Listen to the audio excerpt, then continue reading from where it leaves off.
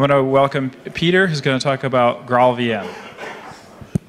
So, good everybody. My name is Petr, and as Mark, I work for Disney streaming services. You know, we are not as cool as Pixar or Marvel, and also we have nothing to do with Star Wars. So, if you wanted to ask, you know, how lightsabers work or something like that, I have no clue. But we do interesting stuff as well. We are working on a platform which can stream content to, you know, like football or Spider-Man movie and things like that to, you know, thousands of people around the world. And as you would assume, majority of this is written using, you know, JVM, Scala, and, you know, all these things.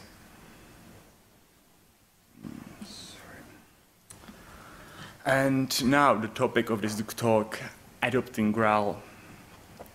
Graal is a new platform developed by Oracle. It has been around for a while, but a couple of months ago it started to be not just promising, but also quite usable. You know, so I decided to check it out, and I would like to share my findings with you. Lastly, before I go on, I would like to say that I have no affiliation with Oracle.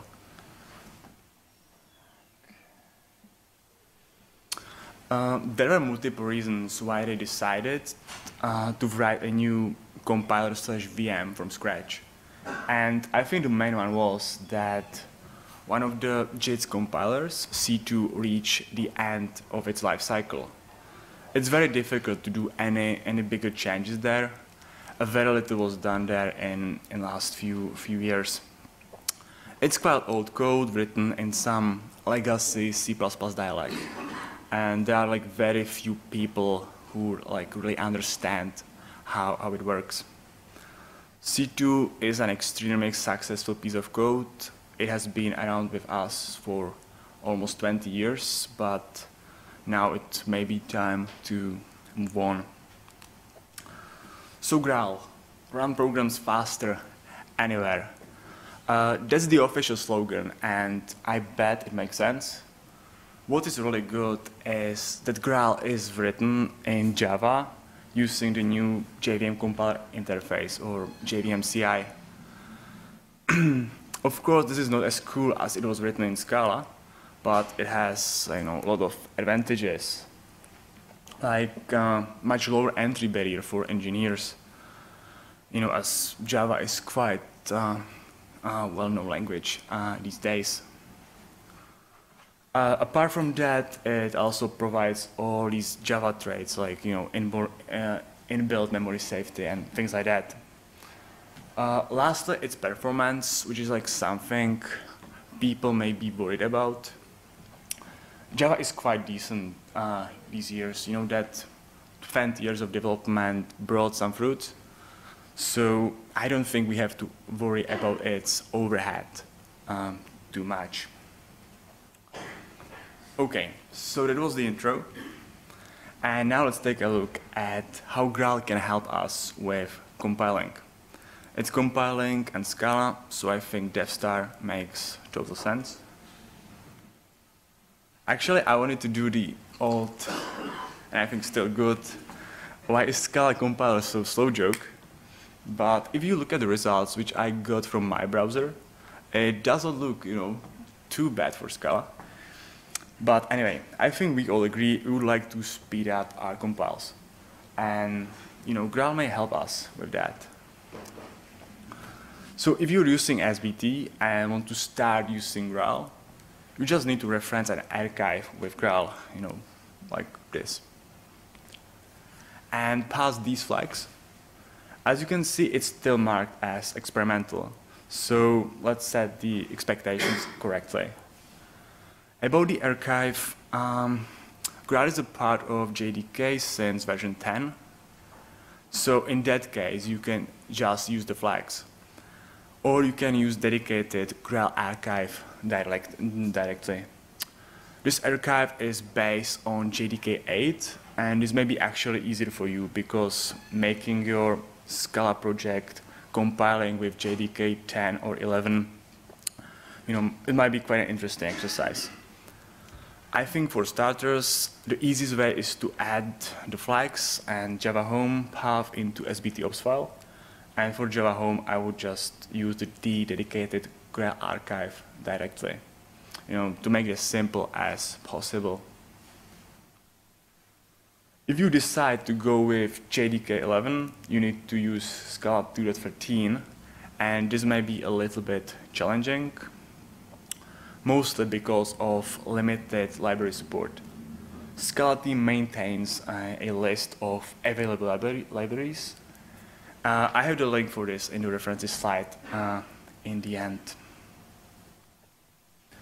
Alternatively, you can use Scaladex, which is basically index of Scala libraries. And you can also search by target version, which is quite helpful in this use case. Either way, you should definitely check the libraries before committing more time into this. I tried it on one of our projects, quite a new one to be honest, and it took me like 2 hours to make it work. You can also expect some glitches on the road, like disabling some optimizations and things like that, but it should be fairly doable. Of course, again, it very depends on your project. And now the promised compiler speedup. This benchmark was run by Vojin, who works for Oracle. As you can see, there is a significant speedup, and I have a link for this in the end as well. And I definitely recommend going through it. But honestly, I was way more interested in how does it look like, in our project. So what are we compiling here? It's quite a decent project. Basically a bunch of microservices, written in Scala, of course. The code itself is functional. We are using libraries like, Play, AKHTTP, Cats and its effect library, Doobie, and many others. And I'm very happy to say that we were able to see consistently better compile times using Graal. Speedups around 10% are quite realistic, which is very good. So it was compiling, and now let's see how we can use Graal as a JIT compiler for runtime. But before we do that, let's have a super quick recap regarding just-in-time and ahead-of-time compilation. Traditionally, JVM uses JIT, or sometimes called dynamic compilation. It has certain advantages. The compiler can work with runtime information and perform aggressive optimizations and also de-optimize if needed. On the other hand, we had ahead-of-time compilation. Basically, everything is compiled statically before the execution itself. Obviously, it has way more time and resources doing this in this way. This was not common for JVM. IoT using Graal, by the way, was added in JDK 9, but I do not think it was widely adopted. So if you want to use Graal as a JIT compiler, you need to run your binaries with these flags. But before we dig into it, let's take a look at this. It is a super simple algorithm for getting primes, which I plan to use for various comparisons later. As you can see, it just generates a stream of numbers, which are filtered by this function. Again, no rocket science. And everything is limited by this max constant, which is going to be different for various exercises I plan to show you here. And lastly, as you can see, I'm not even using the results. So this is really a let's warm up my CPU type of thing. So I tried it using these two distributions, and as you can see, the numbers are quite different than I would hope for. So what went wrong? Of course, the test is nonsense. We cannot measure performance like that. Honestly, I expect you guys to start booing me immediately. But anyway, we need to tackle this slightly differently. So take a look at the primes version 2. From the functional perspective, it does exactly the same thing. I just moved the stuff around and skipped some lines, because slides are not big enough. But I also added GMH annotations, so we can test it a little bit more seriously. And as you can see, the results are quite different, which is really good. You may be wondering, what about our real services? So as you would expect, we spent quite a lot of time testing because we have a lot of users and we cannot just start breaking things. We tried that on a very small subset of our services in our QA environments using Graal, and it looks quite decent. But I think we need to dig a little bit deeper before we push it forward. Graal is a project in its early stages, but there are already some production deployments, like Twitter, and I have not found anyone else. So if you are aware, let me know, please. As I mentioned before, we have AOT available since JDK 9. It was based on an older version of Graal. But the project I wanted to talk about now is way more ambitious. It's called Substrate VM, and it basically allows you to compile JVM apps to native code without any dependencies on the JVM. So you really get a single statically linked executable out of it, which is pretty cool. To do so, you just need to take your jars or class files or whatever and use native image binary, which is shipped with Graal. And this may be quite an elegant way how we can solve some typical JVM shortcomings, like slow starts or massive jars. So the primes again. This time I lowered the max to 8, so we are really measuring just startups. And as you can see, the difference is massive. I would say as expected, to be honest, because it works very differently. I was also wondering what happens if I change the max to something like 100,000 or something like that. Because in theory, JIT should outperform AOT in long-running benchmarks. But I got this. In current memory access, it happened because the JVM and the substrate VM use different object layouts, so memory offsets calculated during the compilation were incorrect. This is well documented and it is not too hard to fix, but that is not my point here.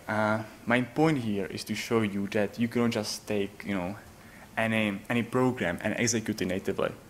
It cannot work like that. There can be some refactoring work involved, and some things may not be solvable at all, usually given by its AOT nature and by the effort to keep it small and concise. And now the use cases I was thinking about, obviously the most common ones are small programs or scripts. Anything you want to start up quickly and you do not expect to have it running for longer time periods. Also things like Alexa apps, for example, or something like that. You can even have Java/Scala AWS lambdas without that annoying cold starts. There is an excellent article about this, how to make this work using Go runtime. It's also in the references section. I really recommend going through it. I'm not saying this is super useful, but it's definitely super interesting. And I think the key question here is, and not just for the lambdas, but for the majority of use cases I mentioned, do you want to use Scala for these things? I leave it up to you, but feel free to share in a minute. So we went through the topics I found the most interesting, but Graal offers more, often focused on polyglot programming, and unfortunately I do not have time to go through it, but I encourage you to do so later. And now the summary. Graal has many promising features, and according to my opinion, it has massive potential, but it's still a bleeding edge technology. But I think it's worth giving it a shot. Thank you.